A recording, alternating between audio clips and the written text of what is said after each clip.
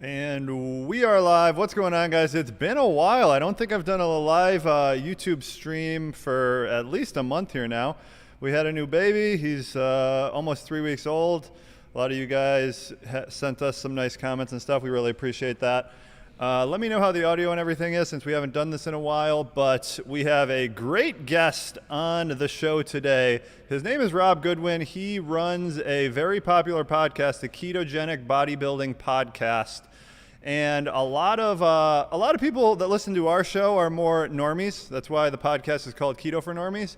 But I think there's a lot of these rules that the bodybuilders follow that can even be applied by normies, and they can get just a little bit better results by understanding some certain principles.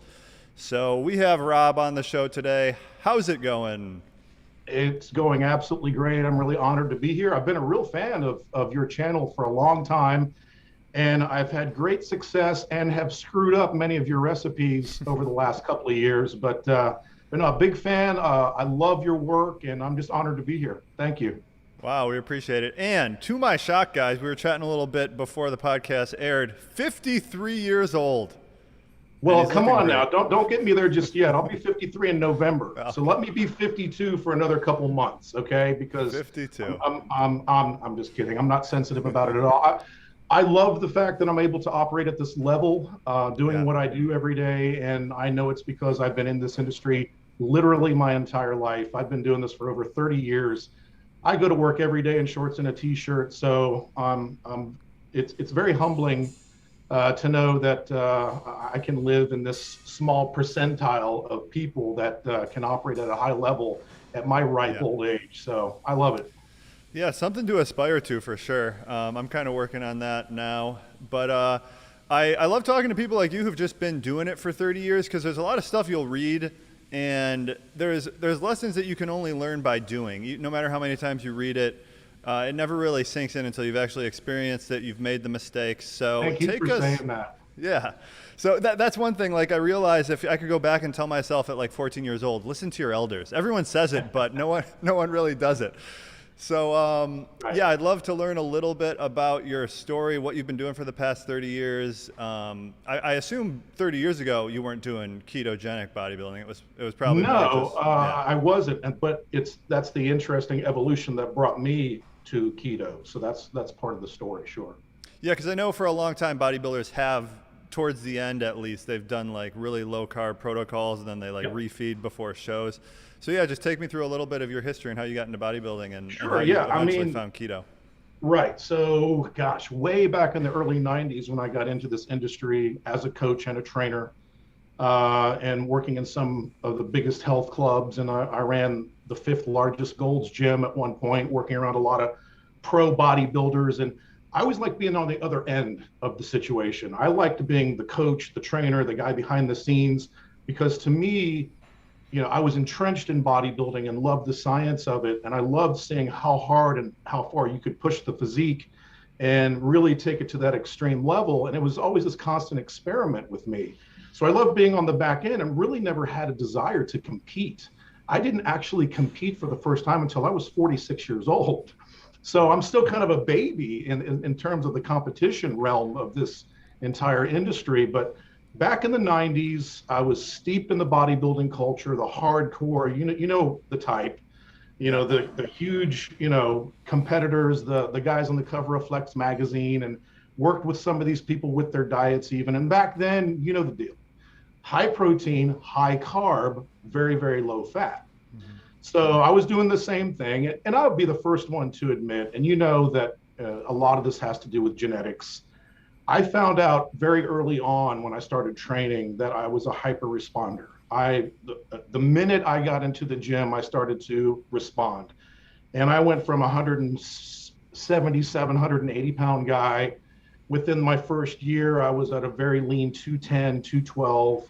And within 2 years, I had reached my peak genetic weight of about 230 pounds.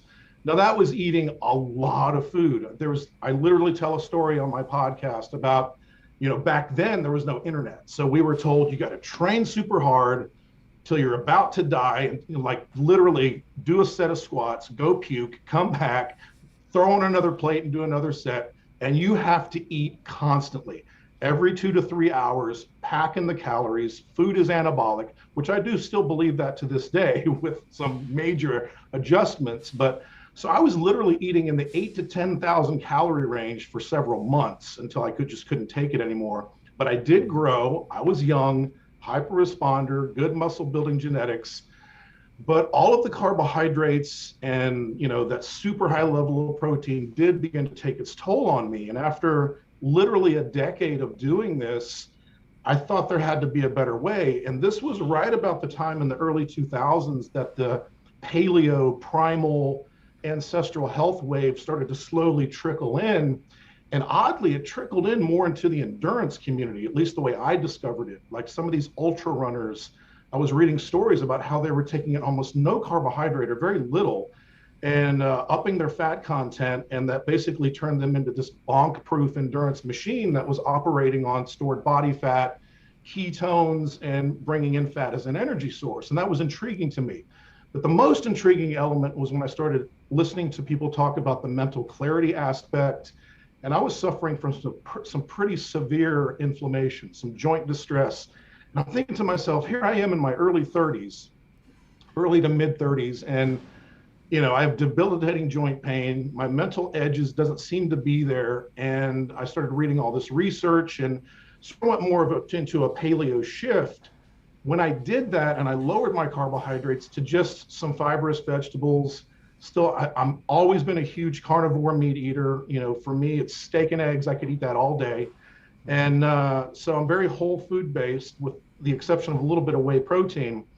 But I made that adjustment into paleo. And then when I'm researching paleo, there was this pesky word ketosis that kept popping up and ketogenic. So I went down that rabbit hole and thought, okay, this makes sense. This totally makes sense to me. So I dove in 100%. Let's see, maybe it was about 2008, 2009, and went what the zealots call traditional keto. I don't think you can call anything traditional because I think it's a little different for everybody based on your goals and your pursuits. But, I was somewhere in the area of about 60% fat, a little bit higher protein, and I was keeping my carbs under about 30 grams. And I've never been a huge vegetable eater. And based on the compelling research that I was finding, I sort of understood that, all this dietary fiber you need is kind of a myth. That's not really necessarily a thing. So I was basically doing carnivore before anybody ever heard of carnivore. And that was kind of what I did. But the cool thing that happened was joint inflammation went away. The mental clarity went through the roof. And I was just cruising along, doing great, doing this keto stuff kind of on my own. I didn't talk too much about it. This is what I did. Back in that time, before the huge explosion of the ketogenic movement, I guess, which about 2013 or so, people started asking me questions. And almost overnight, it seems like I became kind of this guy in my area that, people would just start lining up and messaging me saying, hey, can you fix my diet? So that's kind of how I started doing more coaching with the ketogenic protocol. Well, fast forward to 2014, it was only a matter of time before I really got the bug again to wanting to really get back into hard training. I just opened a new gym. I had a gym and I upgraded it and opened a larger, more hardcore one-on-one personal training gym. And kind of out of the blue, and I can't really explain why, but I got the bug to want to compete, almost like a bucket list thing. I was in my 40s now, and I thought, hey, I love bodybuilding. I'm back into the lifestyle again. I have this desire to train hard. I already have the discipline with my diet. Let's see if I can do this at my age. It was another experiment for me. So I went into a contest prep to do my first show back in 2014. And to be quite honest with you, based on my anecdotal evidence and some people that I was working with at the time, it was clear to me that some adjustments had to be made. So what I did is I sort of brought together a hybrid approach.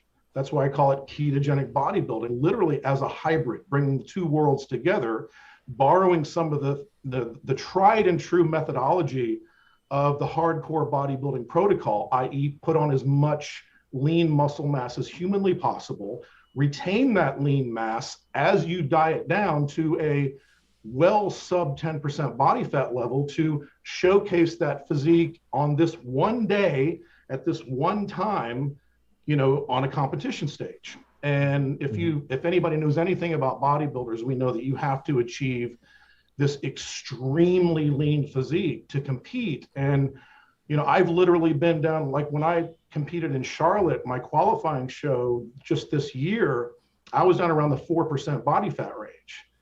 And the little bit that I had left was just a little bit in my legs. And my goal was to really take it to another level before I went to nationals. So I qualified for nationals. But anyway, I'm getting ahead of myself. But so I brought together the best of the keto world with some of the tried and true bodybuilding methodology to create this hybrid. And when I put that into practice, everything just lined up, like the stars lined up. I recomped, I put on all that muscle that I had lost. Muscle memory is a thing.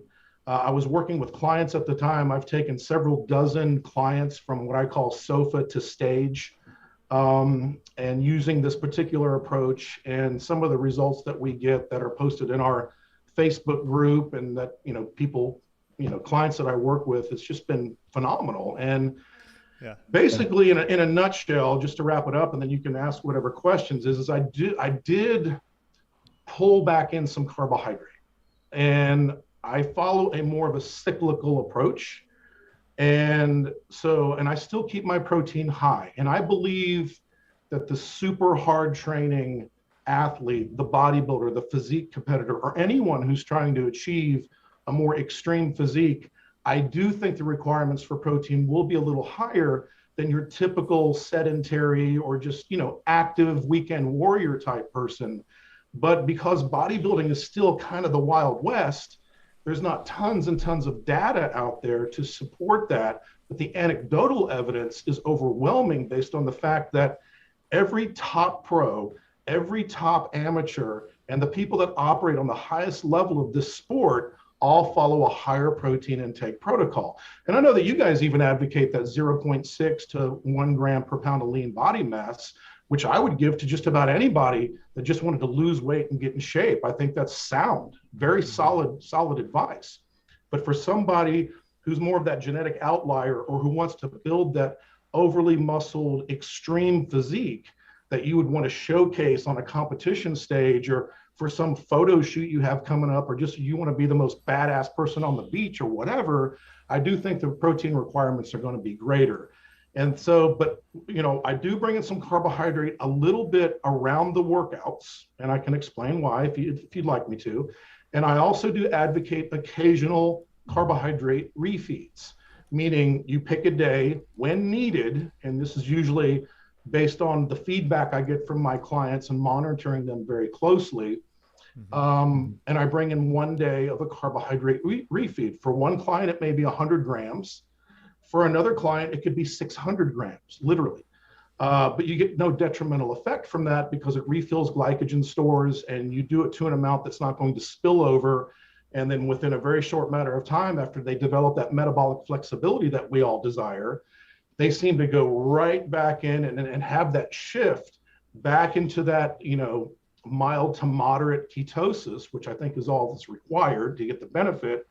And everything just seems to come together and work well. But now I get attacked. There's like two camps. I get attacked by the zealots out there that think that carbohydrate is some demonic plague that's going to wipe out society. And they wave their finger at me for advocating some carbohydrate use. But then I have this other overwhelming avalanche of people coming to me saying, yes, this has worked for me. This has been a turning point for me. It's kind of saved me. The weight loss stall has moved forward again. I'm putting on muscle. I feel great. So, it really does depend on the individual, but that's what I've done in a nutshell. Well, I doubt the people critiquing your protocol have 30 years of bodybuilding experience. I would say no. And, and you know this far more than me because your presence is so great, online. Is keyboard warriors are going to be keyboard warriors. So you got your keyboard commandos out there sitting in their mom's basement eating a Hot Pocket, And they obviously know more than I do, even though they probably never lifted a weight in their life or never really applied any of this stuff. But then also, to be fair, and I wanted to throw this in, I do have people come to me who have gone through a contest prep style, periodization to compete on more of the traditional ketogenic protocol. And even they, after adopting some of my principles, would say, hey, I did really, really well with more of a traditional keto approach, but I found that your way took me to more optimal, if that makes sense. So I'm not saying that you can't do this by doing the higher fat, moderate protein, low carb. Sure you can. But is it the most optimal to have that peeled, ripped, dry, striated, super low level of body fat, that muscle density? There's so many things that judges look at. It's not just being lean. It's not just being muscular, but there's this whole presentation. There's synergy that goes into it. And I've had people who have competed in a more traditional high fat keto that have made the switch over to my higher protein, moderate fat, low carb approach, cycling in some carbohydrates. And they all agree that the physique is harder and just presents better, if that makes sense. Yeah. And again, for the listeners, this is mostly specific to like performance bodybuilding, prepping for a show. And from my understanding, I've never prepped for a show or anything, is, as you can probably tell, is that you can't really get around the like final few days. Some carbs have to be used for like to look good on stage, right? You got to like fill your muscles up with carbs, I assume. Exactly. Right? You have to. Yeah. The funny thing is if you talk to bodybuilders back in the 90s or the 80s or the 70s and walk them through what they did in their last 12 weeks of contest prep before getting on stage, almost all of these people at some point were reaching a level of ketosis because they dropped their carbohydrates so low. They do bring up their fats a little bit, which has always been recommended because fat works well with the carbohydrate that you load and with the protein that you take in. There's a synergistic effect there too. But just about anybody that's gone through a prep or really tried to diet down to that extreme hardcore look, that super peeled, super ripped beach body look or the competition look, they've had to dump those carbohydrates. Now, what happens is you do lose body fat and you do get very lean because keeping protein high, you've got the thermic effect of food principle with proteins is much higher. Protein does not want to store on the body as fat. It's the last thing it would want to do. It wants to provide the amino acids to repair cells and tissue in the body, build muscle. It really doesn't have a desire to spill over as easy as fat and carbohydrate do. So you have to be meticulous with how you set your macros. But yeah, you have to drop those carbohydrates in those last several weeks, sometimes 6, 8 to 12 weeks or whatever. You're going to reach a period of dietary ketosis. Thankfully now, because the keto bomb has went off and we all know about it now, you now see, pro level bodybuilders talking about on their YouTube videos or on their Instagram stories of like, okay, I'm 6 weeks out, I'm going heavy keto right now. And then in the last week, which we call peak week, that all important final week to dial everything in. So you're your absolute best on that goal day, whether it's a photo shoot or your sister's wedding or a competition, you meticulously start to bring those carbohydrates back up because you have to fill out your muscles. It's all smoke and mirrors. It really is.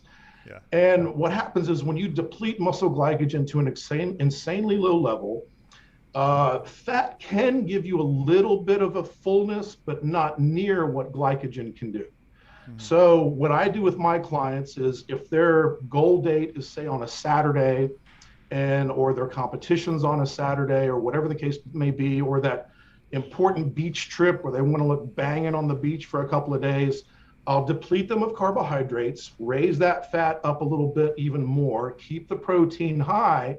But then as we get through those final days, I'll bring the fat down just a little bit, not too much. We still need that fat. I'll bring those carbohydrates up because then what happens is we replenish that muscle glycogen. It comes within the muscle exclusively, and fills that muscle out to give you that appearance of your skin almost being like saran wrap over lean muscle. to give what judges call a full look. You don't want to be flat. Yeah. If you just diet hard with no carbs, you can tend to have a more flat, stringy appearance. But if you meticulously bring the carbohydrates in at a precise amount and time it just right, you can just appear this full, ripped, jacked, striated, incredible specimen of a human being. And that's the way we want to time it to get these people for that photo shoot or that stage or whatever the case may be. So yes, absolutely. Yeah. Yeah. I've like back in my early 20s, I was more looking into bodybuilding. I did like some bodybuilding protocols and stuff for a while. And getting more into nutrition, like in my late 20s, I found like a love for like ancestral wisdom, which is just, instead of like, you know, looking up what the nutritionists say, reading the studies, I like to read books about like what, you know, the Inuit thought was healthy, just like random stuff like that. Like it's passed down from generations. And bodybuilding has a lot of the same elements where it's just like bro science, we call it, but it's really like just guys for the last like 40, 50 years trying to get jacked, like trying stuff, experimenting, passing it down, like telling their friends. It's kind of cool. And I think a lot of this stuff, some of it's obviously nonsense, but a lot of it now we're catching up to, and it's like actually proven to be beneficial or truthful. 100%. Yeah. Yeah, I think it's just cool to learn about stuff like that. A lot of people are asking about sort of like, because the audience is generally not super bodybuilding focused. A lot of it is like body recomposition is more of their goal. Carbs around workouts. What do you do for someone who's like super fit bodybuilder? What do you do for someone who's more just a normie? Absolutely. Well, first of all, great question. Let's talk about the normies. First of all, let's talk about the term bodybuilding. Every client that I get, whether it's a 65-year-old grandmother or a 26-year-old guy that wants to be the next Mr. Olympia, they're both bodybuilders because I have both of them lifting weights to their level of fitness, to their degree of, you know, experience, obviously. But that 65-year-old grandmother, her goal is to do what? To put on as much lean mass as possible, to retain as much muscle as possible. And I would definitely argue that it's more important for those of us over 40 than it is for us under 40 to maintain that muscularity just for overall health and performance and degenerative issues and all these things. So I look at everybody as being a bodybuilder. And I differentiate it into two classes. You've got bodybuilders, that anybody who's looking to improve themselves by lifting weights and following a structured dietary protocol and doing their cardio, whatever. And then you have competitive bodybuilders. These are the types that take it to that, you know, super extreme level. They want to compete, or they want to walk around town looking like their favorite pros, or have everybody look at them like wherever they're at, they're the freak in the room. And my clients who will be watching this will be nodding yes, because we use that term freak in the room a lot, and they use it like a badge of honor. You know, they're like, wherever I go, I want to be that freak in the room, and I want to have that extreme physique where I'm not the guy or the girl that's fitting in at the family reunion or at the barbecue. So, and I think all of us have a little bit of that inside of us. So even for the normal person or the competitive bodybuilder, the same rules apply. It's just the amounts and the frequency and the duration sometimes change dramatically. I've got, as I've said, women in their 50s and 60s that I work with who are trying to pursue their best genetic potential. And I might say, okay, for you, I'm going to have you take in 9 to 12 grams of a fast absorbing carbohydrate 20 minutes prior to your workout session. Because as they know, because I've explained this to them over and over again, when you take in the right carbohydrate in the right amount right before a hard training session, and the term hard is relative to all of us, what's going to happen is your body is going to use that carbohydrate as a usable energy. We all know that carbohydrate is simply energy. It's not required to sustain life.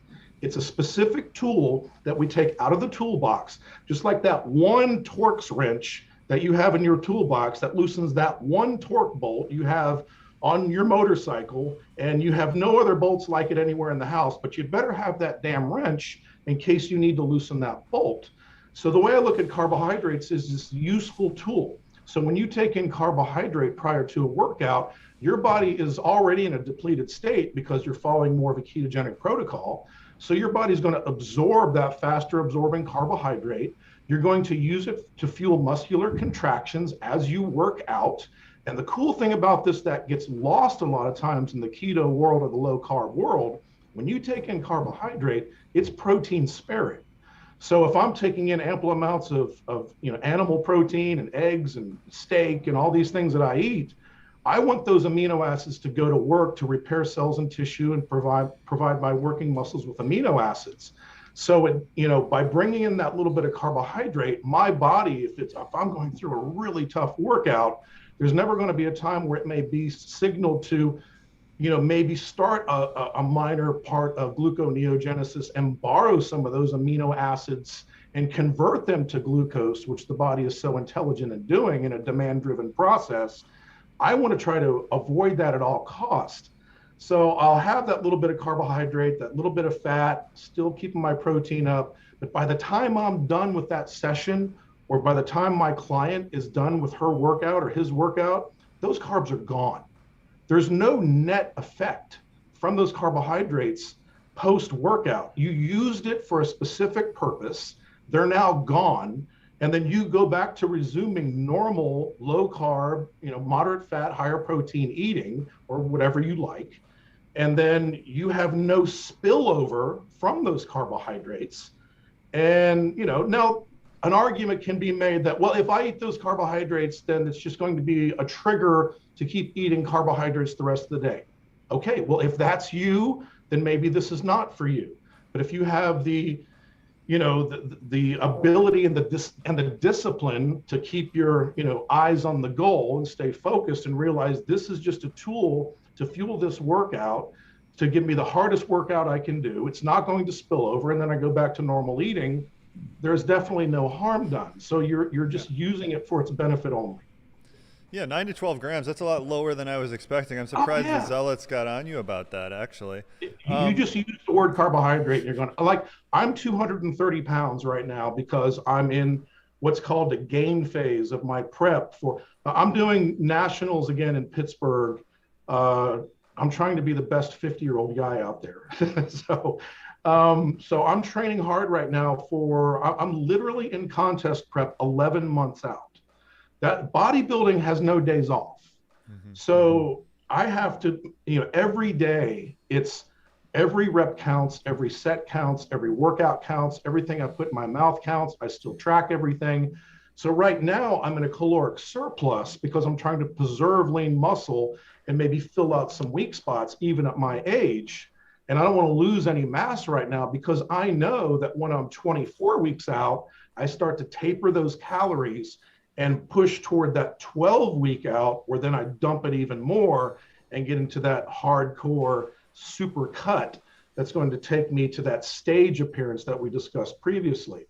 But so right now, though, back to your point about carbohydrate, even at a 230-pound competitive bodybuilder that is to some degree is a genetic outlier and a hyper responder, my pre-workout carbs are only between 18 and 22 grams. Now, some may think, oh, that's a ton. That's almost my daily allowance for the day. Well, number one, I don't count those towards my 30-gram goal that I'll get from vegetable matter or the little bit that's naturally occurring in the other foods that I eat, because, as I referenced earlier, those carbohydrates that I take in right before my workout are gone by the time I finish my last rep and my last set. So the carb source, are you using like dextrose or what's the? Yeah, well, I don't. I have in the past. That's all of a sudden that's kind of become old school. Technology has done us some favors too. And I use a Cyclic Dextrin powder on occasion. And this is literally a supplement powder. It's a carbohydrate that's been altered. It presents a lower glycemic response, and it also produces less of an insulin response. And it's extremely fast absorbing. So if I take 18 to 20 grams of cyclic dextrin, I may add that with some essential amino acid powders that I use to help spare protein during my workout. I'll sip on that 15 or 20 minutes before my workout, and then I'm good to go. Another favorite of mine is like a cream of rice. and you've got kids, you may know what cream of rice Oh, is. I You've know. seen Yeah, it cream in of the wheat, baby cream of bottle. rice. I had that all the And time when I was a kid. oh yeah, cream of rice, not the wheat, but the rice has been a bodybuilding carbohydrate favorite for 50 years because it's very, very fast absorbing. It's gluten free. It's full of iron. It's easy on the gut. It digests very easily. And I even had clients who have a lot of GI distress eating just about anything carbohydrate or vegetable related, seem to tolerate cream of rice very, very well. So that's another thing. I'll measure out, like, one serving of cream of rice is 35 grams. So I have learned where my 25-gram scoop would be, and I'll use that with a little bit of lean protein right before I train. And I know you guys have warned people, and I do the same thing with how nuts can get away from you, and it might not be the best food because you can just, if I put a jar of macadamia nuts on my desk, I don't give a crap what the serving size is. That jar is going to be gone by the time I leave the gym because they're Yeah. so good. But I will measure out a specific tablespoon of like an organic almond butter or like a raw almond butter, and I'll use that as well. And I also use pink salt a lot in a pre-workout because pink salt is great for muscular energy. It's great for that pump. You feel great. So I'll have that little bit of, 20, 25 grams of carbohydrate, fast absorbing, with a little bit of amino acids, maybe a tablespoon of almond butter with some pink salt. And man, I can crush a workout all day long with that. I don't need to be eating chicken and rice every 3 hours like the guys in the 90s did. And it works great. And then, as I also said, there will be times where I'm training so hard, my lifestyle is so active, even with all the great benefits of a ketogenic protocol that they yield, there will be times where I just know that because of my particular level of output that I need to incorporate an occasional refeed day. So I'll take a day, generally like a Sunday, and I will bring in a little bit more carbohydrates that day, spaced throughout the day. I'll bring my fat down just a little bit. I'll top off those glycogen stores. And when I come into the gym on Monday after that refeed, I feel like, I could eat nails and crap thunder. So, I mean, it works out well. Do you think for people doing keto for weight loss, say they're maybe in like a 4 to 6 months calorie deficit, actively losing weight the whole time, is there a case for refeeds in that situation, or is it mainly just benefit? There is, you think? In my experience, there is, because there are the people out there that say it's all calories in, calories out. There's the camp out there that says it's all hormonal. It's all about hormones. It's all about insulin. Well, guess what? Yeah. You're both right. And that's the thing that drives me crazy. I'm tired of all this division. Yeah, that's sort of the conclusion I've come to as well. Well, I love doing podcasts like this with open-minded people, because what I want to do is I want to focus on what unites us, not what divides us. And you can borrow principles and theories, and hey, if what I do doesn't work for you, that's fine. If you come to me and say, listen, I eat 12 sticks of butter a day, and I am losing body fat, I feel great, my health markers are perfect, I'm the happiest I've ever been in my life, at no point would I ever try to convince you to stop doing that. I may tell you what I do, but I'm going to tell you to you be you if it's working. But generally when people come to me and start asking 100 questions, it's because what they're doing may not be optimal and they feel like there's something's missing, or they want to take it to another level. What I've found in regard to your question is, sometimes when you're in that caloric deficit, and I experienced this with my contest prep for nationals, I got into so deep of a deficit that my body literally shut down. And that's the mistake that I made. I got into this thinking, I didn't follow my own advice. If I was coaching a client, I never would have told him to do this. But when you're doing this contest prep, you're your own worst enemy, because it really gets in your head and you're not always thinking so clear. But I got to a point where I got so deep into a caloric deficit and I was so depleted that my body literally shut down. I could take in 1,000 calories a day and not drop a pound. Whereas when I was preparing for the Charlotte show, which I won easily, I was losing a pound a day and then another pound, and there's 2, and just exactly the way I wanted to bring in my physique for that competition. And I didn't go nearly as low a calories. But unfortunately, I thought, okay, for nationals, the big stage, trying to turn pro, less must be better, right? Well, it wasn't. My body literally shut down, and I know my hormonal balance just went completely haywire. And actually, I've seen this happen to people as well on a long deficit or a long cut, where I will bring in a little bit of a structured refeed, refill those glycogen stores, bring that fat up a little higher, or bring those carbs up a little higher, shake things up. It's almost like, throwing gasoline on a fire that's about to go out. It just seems to reignite everything. Now, there is the emotional benefit, or the emotional effect. If this causes a binge, obviously you can't go there, but I'm very good at talking my clients off the ledge, at communicating with them on a daily basis when need be, and saying, hey, we're going to bring in this precise amount of grams from these specific foods. We're going to throw some gas on that fire. We're going to adjust your thermostat. And usually those stalls always break. The body fat starts to come off again. The machinery starts moving again. They start feeling better. They have a little bit more energy. And it may be 2 months before we refeed again, or some people need it every single week. It just depends on the individual. But once again, let me repeat myself. If some people can't tolerate carbohydrate.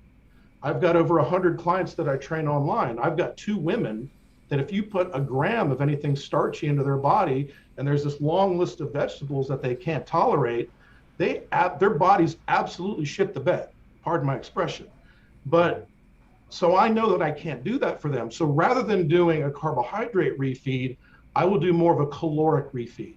I'll bring them out of that deficit for a day, bring those healthy fats up a little bit, tell them, hey, let's add in 500 calories, have an extra avocado today, eat a big nasty ribeye for dinner, whatever. And that seems to pull them out. Does that make sense? Yeah, that's what I was kind of thinking. I can get into the idea, because a lot of people, it's a lot of the psychology behind dieting and stuff. It's tough. I find that when you do keto for a longer period of time, you get a little bit better handle on that generally. But for the people that are super scared of carbs, I was wondering, and I think it probably would be beneficial, if you're doing a chronically low calorie diet, like trying to lose weight, calorie deficit 4 to 6 months, maybe just a keto calorie refeed, like maybe you double your calories one day every few weeks or something could help. Yeah, that's as opposed to going with carbs. Yeah, like those women that I mentioned, they can't do a carb refeed. So I have to I do a caloric refeed and just have them take them calories up, and that helps them as well. It just depends on the person. It depends on the goals. A lot of it does, again, have to do with training output. And and this is going to sound a little crazy, but there is a certain, there's something about that driven, I got to get to the gym. I'm in the gym 5 days a week. It's my favorite place to be. I want to sling iron. I want to be sore. I want to crush it. That mentality, those people, and I know you have those people out there. They're a different animal, and they tolerate things better because their output is so great, and they have such discipline to the task that they've put in front of them, that I generally don't have a problem with these people in terms of, going off into the weeds with their diet, or, going off on a 3-day bender. I never really experienced that with that particular person. So when I'm interviewing somebody, when they first become a client, I can see little triggers in their answers that tells me, I can't go too hard with this person. I can't bring in too much of this, or I can't do too much of that. Because with some of these people, it's like you've got this little squirrel that you're trying to coax up to nibble out of your hand, and you can't make any big sudden movements and scare them away, right? So you have to treat that individual based on what their psychology is, where their mind is, where they've been. If this is just hey, I've got to lose X amount of weight to save my life, I'm going to treat that person completely differently than I'm going to treat that person that says, all right, I'm in the gym 5 days a week. I've done this, I've done that. I'm ready to take it to another level and be the most ripped, peeled, ridiculous version of myself that I could ever imagine. Okay, that's a different animal. So I know how to handle the grizzly bear, and I know how to handle the bunny. So they're both unique, and they're both just as important, but they have to be treated differently. Yeah, totally. I used to be more of a grizzly bear. I no longer I no longer am. I want to talk a little bit though about your in the trenches, which is like your it's a little workout protocol and program, and Right. you got videos and everything for each workout. Mhm. And is that more specific to like bodybuilders, or could anyone really pick that up and do pretty Well, well hey, with it? good question. Well, what I do in terms of my coaching, if you go to my And it's on website, his website, guys, yeah, robgoodwin.com. I got it linked in the description. robgoodwin.com. I do have your basic, custom one-on-one coaching. I've got a gold program and a platinum program. And this is where everything is custom. I'm working with these people on a specific app. There's constant communication.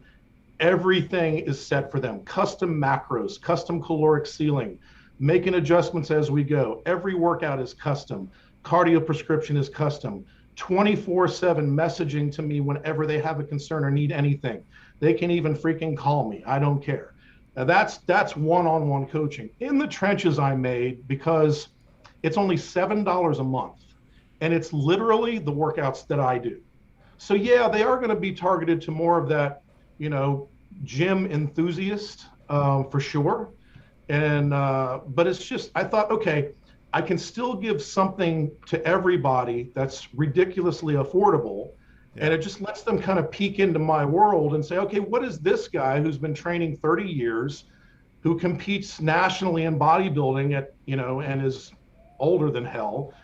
What does he do? Well, it's $7 month to month, cancel at any time. You get a peek into my world. And it's like, okay, here's my back workout that I did on this day. I did this exercise for this many sets, this many reps. Here's a video description of the movement that I did, so you do it right.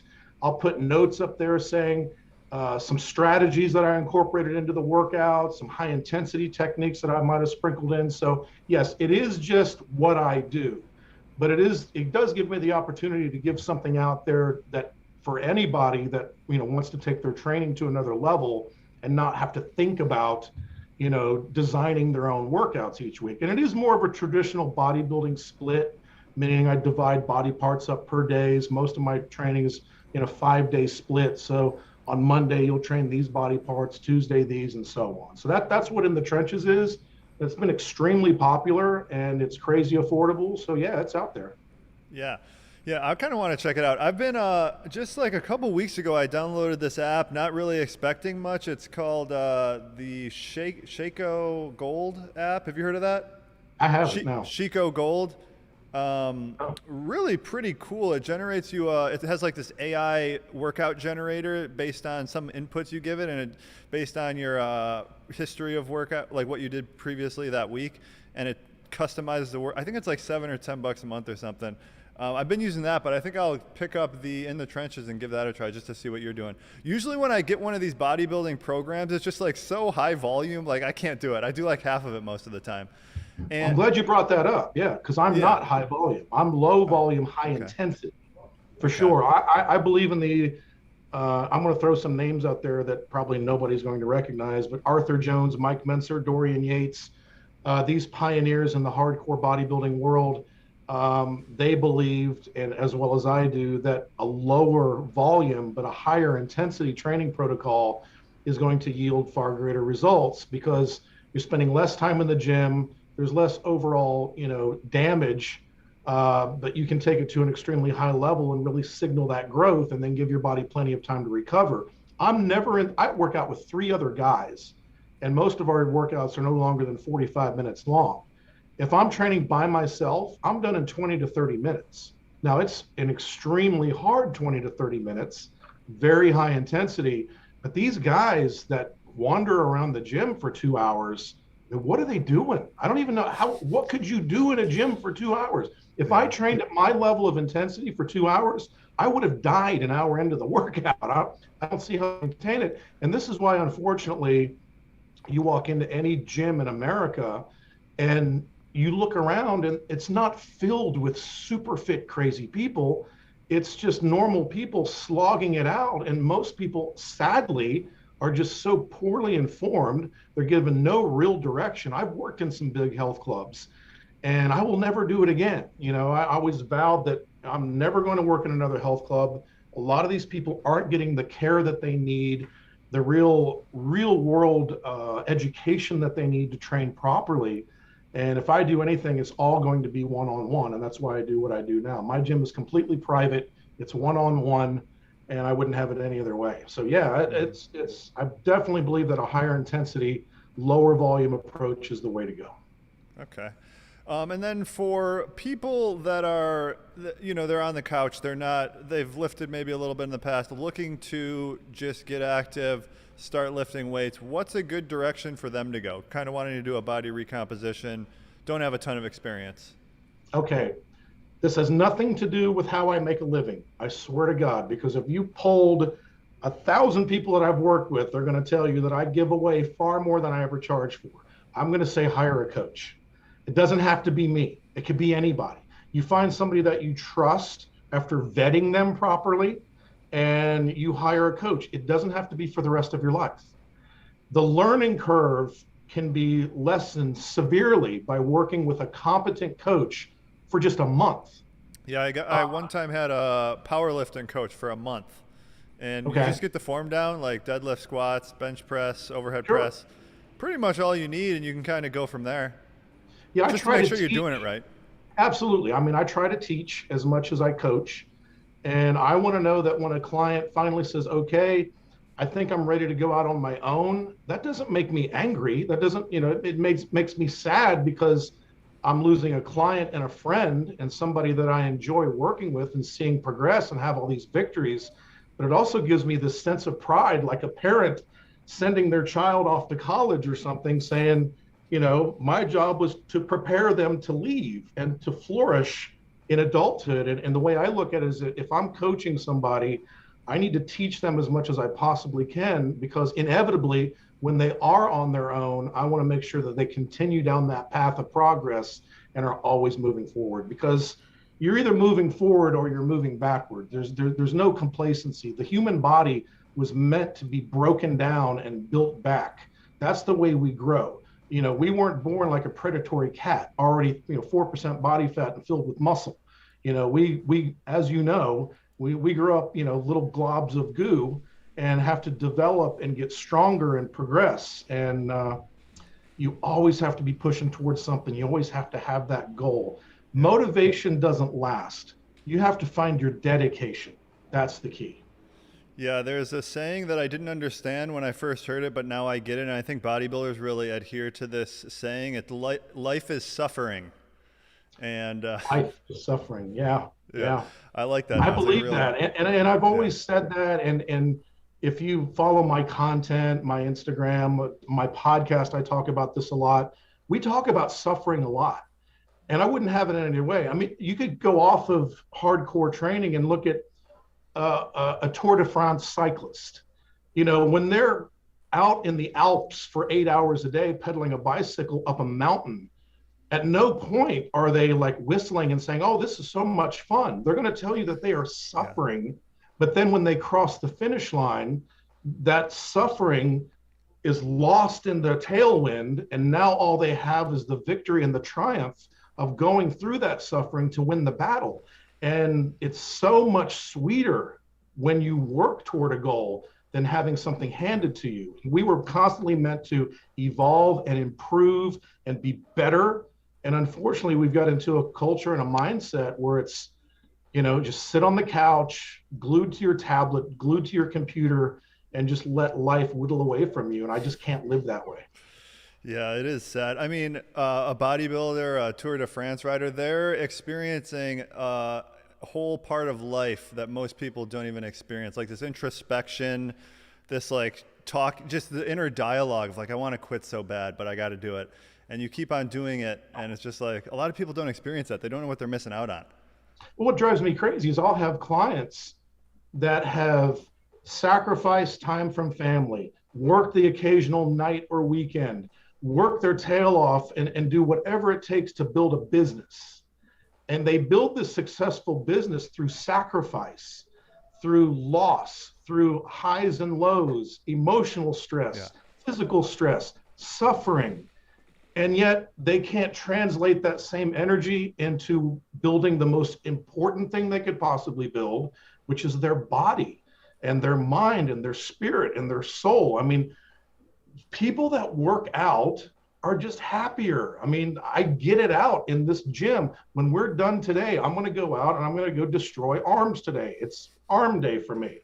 And I can't wait to get out there and load up a bar with some weight and go after it hard, because not only am I working toward a goal, but it's just my daily release. And, you know, another good example, how many times I can't even count that a client has walked into the gym down, not talking, kicking cans, depressed, have even said, oh God, I'm tired. What a rough night. I didn't sleep well.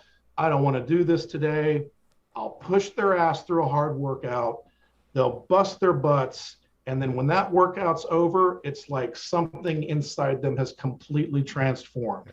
All of a sudden they're chatty and talking.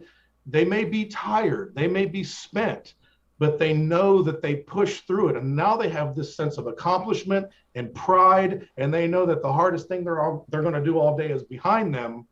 And it's all good from here on out. So nobody's ever walked out of my gym and said, man, I wish I hadn't have done that. You know, they all walk out saying, I feel so much better now. Thank you. And I'm like, hey, man, this is what we do. This is what life is all about. It's about pushing yourself toward a goal, toward an endeavor, and coming out on the other side changed and transformed, and to be a far greater version of you. I'm 53. I'll be 53 in November. I've got 4 kids and a 3-year-old grandson. And we often go up into the mountains. I live in the mountains of North Carolina. We'll go up to this little town in the mountains that has this huge park. And I'll take, I took all my kids there when they were little. I'll take my grandson there. He's a little guy. And what drives me insane is I'm in this park and there's like 35 kids running around crazy, as kids do. And I look around me and I am the only adult that's out there mixing it up with these kids.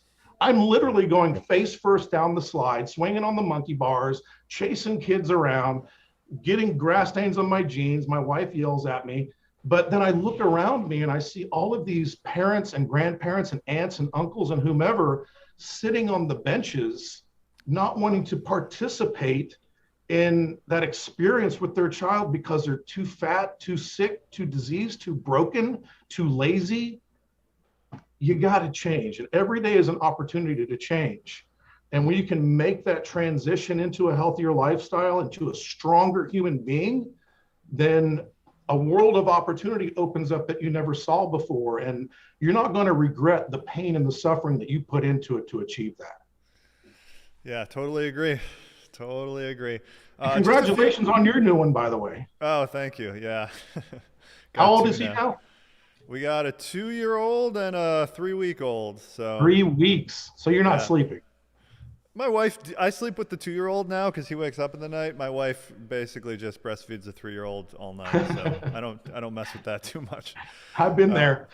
Yeah, it keeps you young though, because life gets a little dull, and the kids, you realize how much everything means to them, and then it starts meaning more to you because it means so much to them. It's kind of fun. Like, I couldn't imagine not having kids and having Christmas when you're 40. Like, it's not fun. It's fun when the kids wake up at 5 a.m. and they're excited. I wish I would have started sooner. That's my biggest regret. Yeah, I've got a whole. I've got them from 28 down to 14. And then now we have the 3-year-old grandson. So it's never been time off for me. So keeps me young. But between being in the gym and being around kids all the time, it's kept me very young. Yeah. Okay. A few quick questions here just to wind down. Got some in chat, and then I got one. I guess we'll go with mine first. Do you do anything specific with electrolytes with your protocols? Like if you're coaching someone, like if they're doing keto, what do you do with electrolytes? Absolutely. Well, first of all, this is a common phrase of mine. I pink salt the shit out of everything. If you're in a low carbohydrate environment, you need more sodium. Sodium is not the enemy. So I do a lot of pink salt to keep the minerals, the active minerals intact. Do you have a general amount you're shooting for, or just kind of arbitrary salt your food? I just salt my food. I just salt my food. I put it on just about every meal. I even use it as mentioned, in my pre-workouts. And I have some of my endurance athletes that I coach are literally putting pink salt into their water bottles, and it made a tremendous difference. I'm a big believer in magnesium, so I'll take, for me, 600 milligrams before bed, Yeah. depending on your size, your weight, and your activities, somewhere between 400 and 800 milligrams a day. Yeah, this is Uh, sort of a more popular thing these days. Like a macro dosing magnesium more yeah. so. I've And heard you people, can.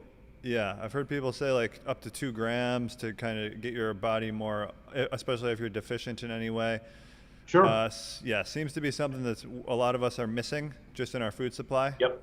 Yep. And a lot of people, and also with harder training athletes, every once in a while, I'll have a client get a bottle of liquid magnesium, which is a mega dose, obviously, chug that whole bottle, and it really makes an impact, and then go back to their normal dosage again. I'll do that 2, 3 times a year with somebody. But yeah, I do a lot of magnesium. I'm a big believer in that. I can definitely tell if I've missed a day, always. And I don't do a lot of potassium. I'll do on the lower end of the spectrum. I don't think you need to megadose that. You got to be careful with potassium. So I'll just take whatever's recommended on the bottle, but I do go much higher with my magnesium, and I pink salt the shit out of everything. So yeah, no, it's very, very important. And usually that's the first question I ask somebody who says, hey, I'm feeling lethargic, I'm feeling weak, I'm feeling tired. That's always my first question is, hey, do you have your electrolytes on point? Where are we at with that right now? Mm-hmm. That and hydration. Yeah, yeah. And then someone in chat is asking, do you recommend getting your testosterone checked at age 45 or over? Definitely. Definitely. Is 45 Yeah. the starting point for that, or even I sooner? usually say 40. And I think that number is coming down more and more because Our the food lifestyle. supply, Yeah. the lifestyle, the food supply, the lack of activity. We're not training anymore. We're not lifting anymore. We're not active anymore.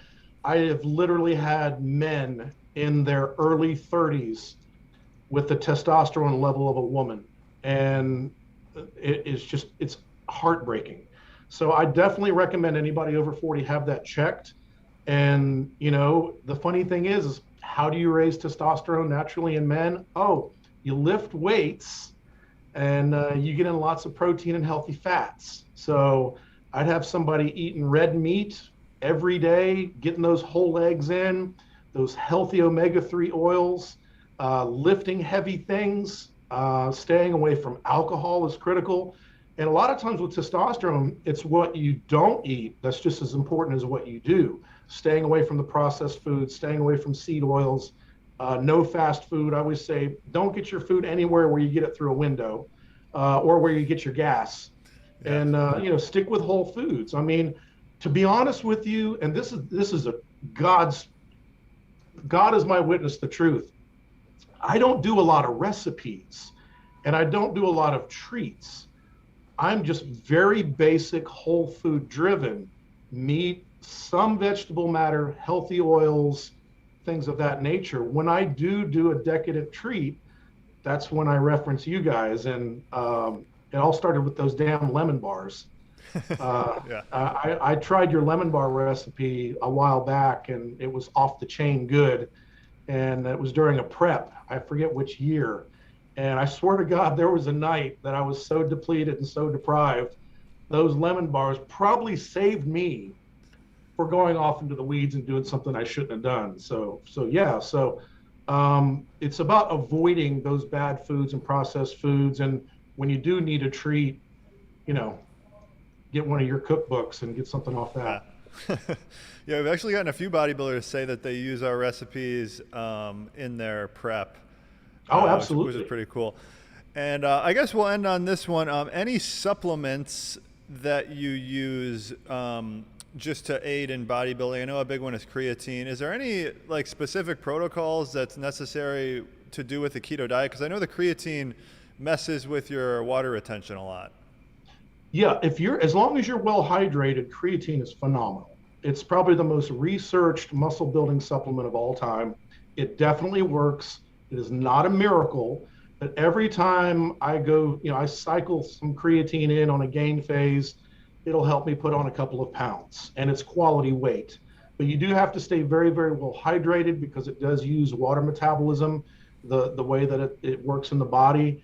But honestly, I don't do a lot of supplements for performance. I know you mentioned amino acids as like a I pre-workout. do, yeah. And just because at my level, you just want to make sure that you're always sparing lean mass. And I get to the point of almost obsessed with it because, again, I'm 53 years old. It's going to be easier for me to give up lean mass than to keep it. So I do every little insurance policy I can to make sure I take it in. What are the main things you can do to preserve lean mass? High protein diet and train hard in the gym. I mean, that's just, and when it comes to supplements, like I'll do vitamin D, K2, omega-3s, magnesium, potassium, the things that we mentioned. There's the list of health-based supplements that I do take in on a regular basis, zinc, lots more. But in terms of performance supplements, I don't really do anything because I know from experience that food is anabolic.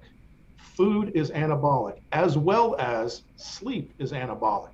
You get a guy that eats the right amount of food and gets into that little bit of a caloric surplus and is training hard in the gym and having that animal protein based diet, and they're getting lots of sleep and lots of recovery, that's when everything changes. That's the best environment to create muscle growth, and to a previous thing that we mentioned, the best way to raise those free testosterone levels as well.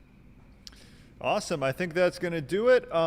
Where can everyone find you? I know you got the website, robgoodwin.com. That's linked down below. Any major social medias that you're big on? Well, I mean, we love our Facebook group. I started a Facebook group called the Ketogenic Bodybuilding Facebook group a couple of years ago, thinking 12 people would join. It's well over 10,000 now, and it's this tight-knit group of wonderful people that loves to share their experiences and help others. So we'd love for you to be a member of that. My Instagram is @TheRealRobGoodwin, and but all of those things are on my website, robgoodwin.com, which is the home of ketogenic bodybuilding. And I've got that podcast thing going, and maybe sometime I can have you on as a guest. Yeah, I'm not much of a bodybuilder, but I'd come on. Hey, you lift weights on occasion, don't you? I do, yeah, a few days a week. You're a bodybuilder. Guess what? You're a bodybuilder. We welcome you. You're part of the tribe now. Okay. Awesome. Yeah. Yeah, it's been great. Maybe we can get you back on after your next competition. I would be honored to come back anytime. You've been fantastic. I love what you do for the keto community. You're not a zealot. You preach it right. I love that you welcome all ideas and all aspects. And I've been a big fan for a long time. So thank you for what you do. Thank you. I really appreciate it. And guys, check out the podcast. Check out his website. Thanks so much for joining us. Thank you, guys.